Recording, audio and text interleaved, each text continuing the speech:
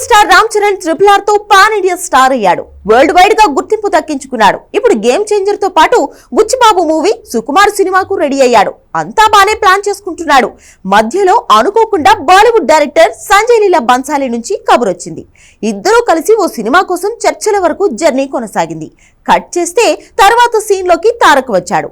బన్సాలి మాత్రం ఇద్దరు హీరోలకు ట్విస్ట్ ఇచ్చాడు. ఏంటది? Take a look.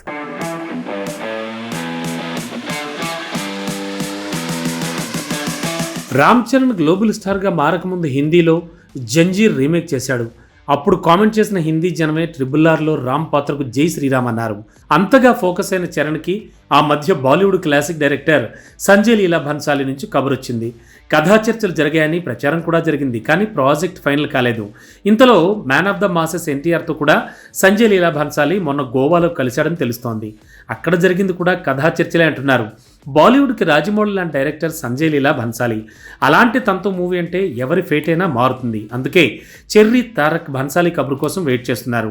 వార్ 2తో తొలి హిందీ మూవీ చేయబోతున్న తారక్కి తర్వాత బన్సాలి మూవీ చేస్తే అక్కడ ఇమేజ్ ఓ రేంజ్లో పెరిగిపోతుంది. అందుకే తను కూడా ఈ ప్రాజెక్ట్ కోసం ఈగర్గా వెయిట్ చేస్తుంటే సడన్గా అలియా, రణ్వీర్, హృతిక్తో ట్రైలింగ్ వెల్ ప్రాజెక్ట్ అనౌన్స్ చేశాడు బన్సాలి.